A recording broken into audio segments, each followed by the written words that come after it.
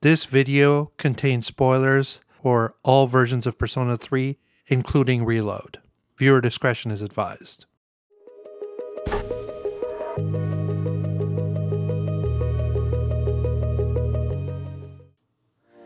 (2006), a landmark year in the history of RPGs. It was the year that Persona 3 was originally released on the Sony PlayStation 2. RPGs had been growing in popularity since the days of the original PlayStation, but it was in the late PS2 era that things started to get really interesting and experimental. One such experiment and innovation at the time was the combining of dungeon crawler RPG mechanics with the relationship development mechanics of a dating sim game, which of course was Persona 3. What's really noteworthy about Persona 3 is that it was a game that really saved its publisher and developer. Much like how the original Final Fantasy was a turning point for a then almost failing Squaresoft, Persona 3 was a similar turning point for a then almost shuttered Atlus. As Persona 3, 4, and 5's game director and legend Katsura Hoshino has said himself, he was told that Persona 3 would be their last game, and that they had to broaden the series' appeal with Persona 3, lest the company itself disappear. Of course, Persona 3 was not only a modest success at the time, but became the progenitor for many an RPG in the years following its release. Two other games, both directed by Hoshino, would wow fans, culminating in the most beloved entry in the series, Persona 5. Since then, the Persona series has steadily been gaining traction in the West, and the latest release, a remake in Persona 3 Reload, has become the fastest selling and most successful title that Atlus has ever produced. Now, what's really interesting about Persona 3 Reload is that it's a remake that a good chunk of its original team is actually not involved with. The trio of Katsura Hoshino, character designer Shigenori Soejima, and composer Shoji Meguro have since moved on to building a new team and a new game in Metaphor ReFantazio, which, coincidentally, also comes out later this year. 2024, as a matter of fact, is just jam-packed with RPGs, with the likes of Final Fantasy VII Rebirth, Dragon's Dogma 2, Unicorn Overlord, Trails from Daybreak, and Metaphor ReFantazio, of course, all coming out the same year and competing for RPG fans' attention. And it's in such a year that we get a remake of the one game that basically pioneered this particular style of RPG and really made both Atlus and the Persona brand the mammoths that they are today. Incidentally, I'm sure that, for a lot of people, Persona 3 Reload probably seems like the perfect jumping on point, especially if they're newcomers to the Persona series. Persona 3 is the first of the three games in that particular signature style after all. And with Reload, the game has gotten a bunch of enhancements, updates, and upgrades that make it a rather attractive proposition for people to start their dive into the Persona series. Yet, all that being technically true, I really don't think that Persona 3 Reload is the game to start playing the Persona series with. After playing the remake for a good 125 hours and doing almost everything in the game, I'd say it's actually still the weakest of the three Team Persona games in 3, 4, and 5. Even with all the welcome enhancements and upgrades, that fact, unfortunately, hasn't exactly changed as far as Persona 3 is concerned. At its core, both fortunately and unfortunately, Persona 3 Reload is still a game from 2006, even if it's been given an in-depth visual overhaul and some really nice gameplay adjustments and quality of life changes. And really, for all of Persona 3's strengths, the game really was the first incarnation of a game that melded social sim mechanics with dungeon crawling. There was definitely a ton of room for improvement. Improvement that ultimately happened not only in Persona 4, but perhaps most evidently in Persona 5. Even just looking at vanilla Persona 5 and comparing it to Persona 3 Reload, there's clear signs of just how far the series has come in the 10 years between both games. Persona 5 almost feels like the refined, finished, and polished version of all the ideas, concepts, and potential that Persona 3 introduced all those years ago. And it's worth noting that while Persona 4 is unique in that it's a murder mystery story set in a small town in the Japanese countryside, Persona 3 and 5 both focus on the metropolitan Japanese city life as the canvases for their particular flavor of high school adventures. Is it unfair to compare Persona 3 Reload to Persona 5? Maybe. But that's the reality that I think many a player is going to be faced with today. And honestly, given the choice between playing Persona 5 or Persona 3 Reload, I'd likely pick Persona 5 almost every time. Persona 5 is just a much more complete and better experience overall. And it's in that comparison with Persona 5, I think, that Persona 3 Reload's age and problems become really apparent. I think Persona 3, even in its modern incarnation, has 3 core issues that hold it back. 3 issues that were ultimately resolved in its sequel title. Those 3 core issues have to do with repetition, pacing, and integration. Repetition is perhaps the easiest one to see, as it's littered throughout the core experience of Persona 3 Reload. Even with the enhancements, visual upgrades, and whatnot, the core loop of Persona 3 Reload boils down to make your way up the game's tower dungeon in Tartarus, and interact with the game's various social links, raising whatever stats and gaining whatever money you need in order to get that process going. The core system works, and there's definitely fun to be had here, but I think the biggest issue is in both sides of the game, and more importantly, in their execution. Tartarus in particular gets really samey in its battles, boss battles, and exploration. There's some mechanics introduced like dark zones, the monad doors, and even a glut of new abilities.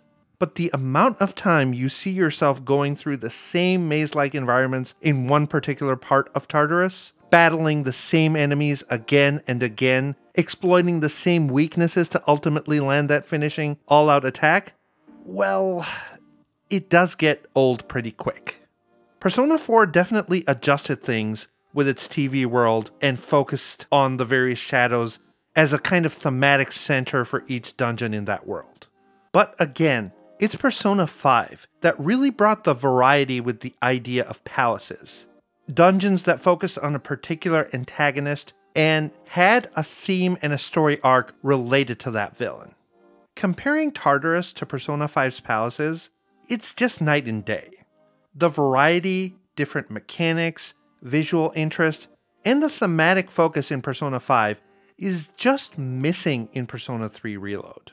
And additions like the Theurology system makes an already easy game almost broken and unfun. For those who've played the original Persona 3, one thing that will most undoubtedly stick out to you and be memorable is the difficulty. Persona 3 was hard, often frustratingly so, with the fact that there were AI-controlled companions in the turn-based battles, and enemies had abilities and spells that could easily one-shot you, ending the game within a matter of seconds. Plus, resources were pretty limited in the original game as well, with SP being a key resource that you had to keep track of. The game would oftentimes just not give you enough SP resources to truly reach the top of whatever level of Tartarus the game had locked you to. And party members would actually just leave for the day once they got tired enough or lost enough SP. All in all, Persona 3 was a game that was the bridge between the soul-punishing parent series in Shin Megami Tensei and the eventual more mainstream Persona series. So yeah, it makes sense that after the advancements of Persona 4 and 5, that Reload would have its difficulty kind of scaled down to be a bit more approachable. The issue, however, is that it was that punishing difficulty that allowed the game's repetitive Tartarus sections to feel more meaningful and interesting. Every ascent up a floor felt like an achievement. Every gatekeeper or floor boss you fought required extensive tweaking of your personas, weapons, and party makeup to come out on top. In Persona 3 Reload, floor bosses are trivial affairs, since the Theurology attacks, think special attacks like Final Fantasy VII limit breaks, not only do massive damage, but completely ignore enemy resistances. The ignoring of enemy resistances is a real sticking point for me, because at its core, Persona 3's combat system was and is all about exploiting weaknesses.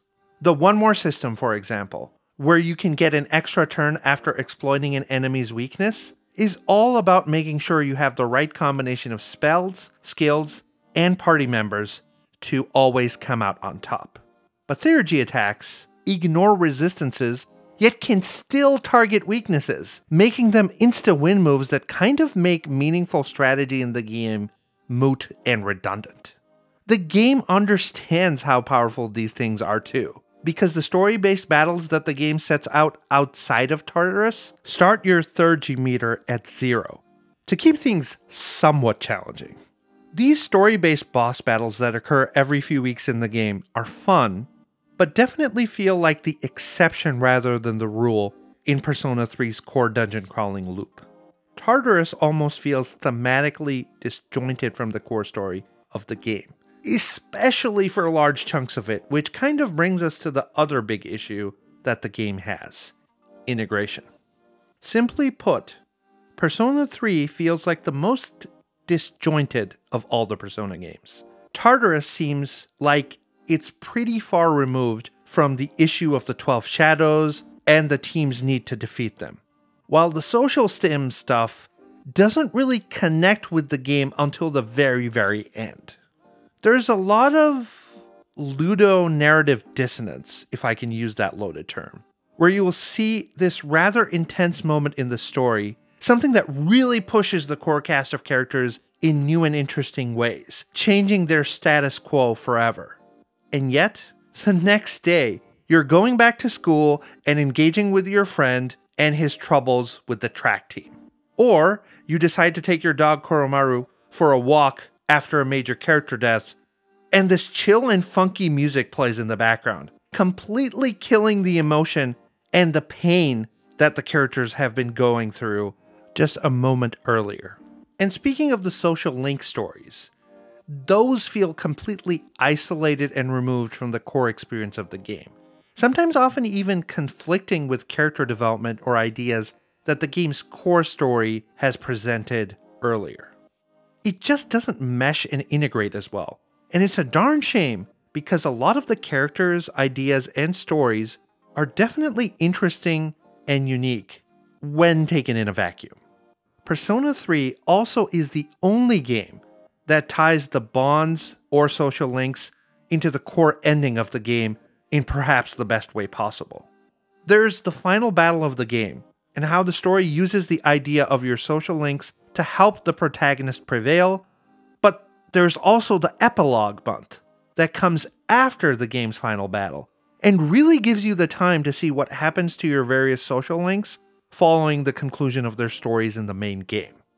As for the stories themselves, I will say that I think Persona 3 Reload has some of the weakest throwaway social links in any Persona game, alongside some really good ones too.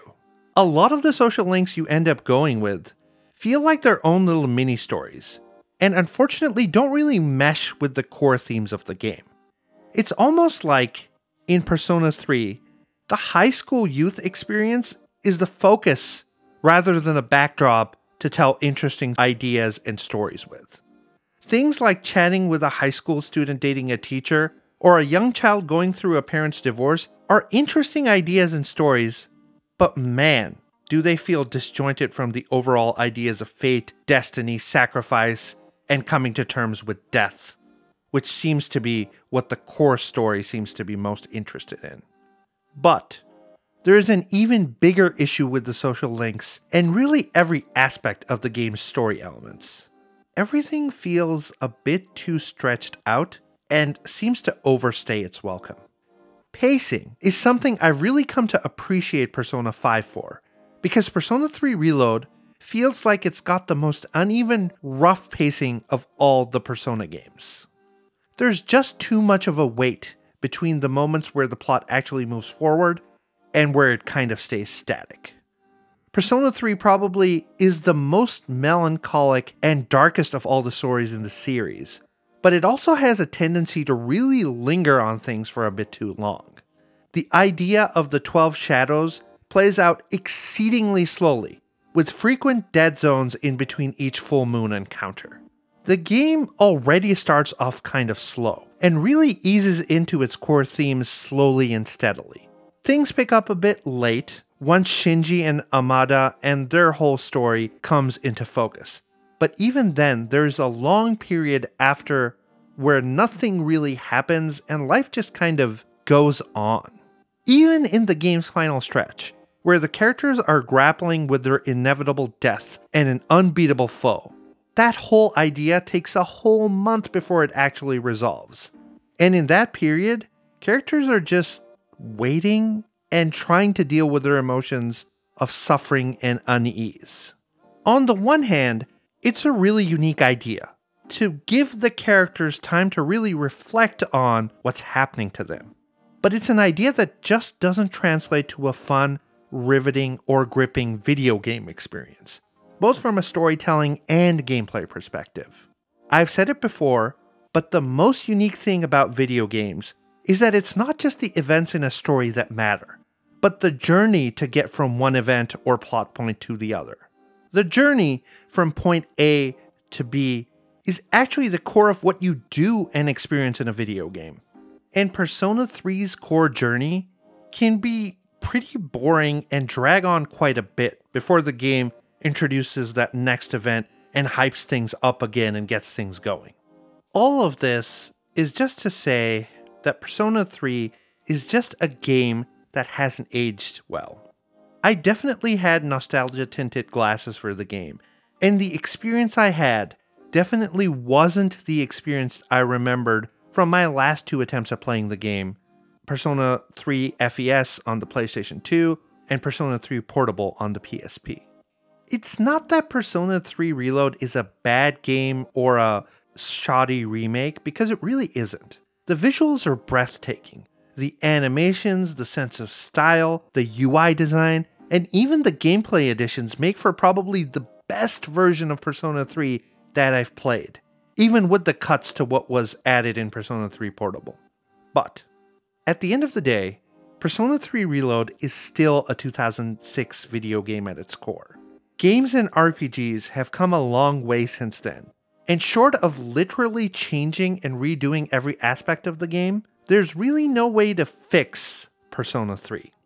Honestly, I'm not even sure if I'd want Atlus to go any farther than what they did with Persona 3 Reload. The enhancements and additions are nice, but they complement rather than fundamentally change the game that was and is Persona 3. And in a year like 2024, with arguably better options not only today, but in the game's own series, it's hard not to look at Persona 3 Reload as a bit of a niche game for a very specific crowd of people. People who've likely played both the original game and its successive titles in Persona 4 and 5 are probably the audience that are going to get the most mileage out of this game. For everyone else, it's probably nothing more than a nice bit of alternate history. A trip down memory lane to a time before what we have today, but viewed through a modern lens. In the end, I guess I was let down by Persona 3 Reload. Not because of what it wasn't, but because of what it is and what it probably should be. And for those of you who played the game, I'm really curious to see if you had the same experience I did, or if you really enjoyed Persona 3 Reload. Are you looking forward to a Persona 4 remake, Persona 6, or are you just ready for Metaphor ReFantazio to kind of take over? Let me know in the comments below.